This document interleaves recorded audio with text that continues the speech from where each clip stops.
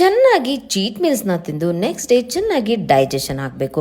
ನೆನ್ನೆ ತಿಂದಿರುವಂಥ ಊಟ ಡೈಜೆಷನ್ನೇ ಆಗಿಲ್ಲ ಅಂತಂದರೆ ಫೈಬರ್ನ ತಗೊಳ್ಳೋದು ತುಂಬಾ ಮುಖ್ಯ. ನಾರಿನ ಅಂಶ ಇರುವಂಥ ಊಟಗಳು ಚೆನ್ನಾಗಿ ಡೈಜೆಷನ್ ಮಾಡತ್ತೆ.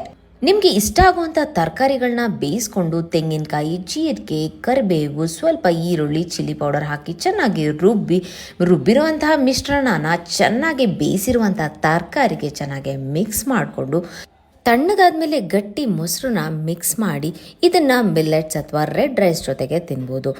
ಇದರಲ್ಲಿ ಫೈಬರ್ ರಿಚ್ ಆಗಿರೋದ್ರಿಂದ ಡೈಜೆಷನ್ಗೆ ತುಂಬಾ ಹೆಲ್ಪ್ ಮಾಡುತ್ತೆ. ಪ್ರೋಬಯೋಟಿಕ್ ರಿಚ್ ಫುಡ್ ಅಂತಲೂ ಹೇಳ್ಬೋದು. ಯಾಕೆ ಅಂದರೆ ಇದರಲ್ಲಿ ಮೊಸರನ್ನ ಮಿಕ್ಸ್ ಮಾಡಿದ್ದೀವಿ. ಇದರಿಂದ ಗ್ಯಾಸ್ಟ್ರಿಕ್, ಬ್ಲೋಟಿಂಗ್ ಅಂತಹ ಸಮಸ್ಯೆಗಳು ಕೂಡ ಇರೋದಿಲ್ಲ. ಪ್ರತಿಯೊಂದು ಊಟದಲ್ಲೂ ತರಕಾರಿಗಳನ್ನ ಆ್ಯಡ್ ಮಾಡಿಕೊಳ್ಳೇಬೇಕು. ಡೈಜೆಷನ್ ಅನ್ನೋದು ಎಲ್ರಿಗೂ ತುಂಬಾ ಮುಖ್ಯ. ಯಾವುದೇ ರೀತಿ ಕಾಯಿಲೆ ಇರೋರು ಕೂಡ ಈ ಒಂದು ಊಟನ ತಿನ್ಬೋದು.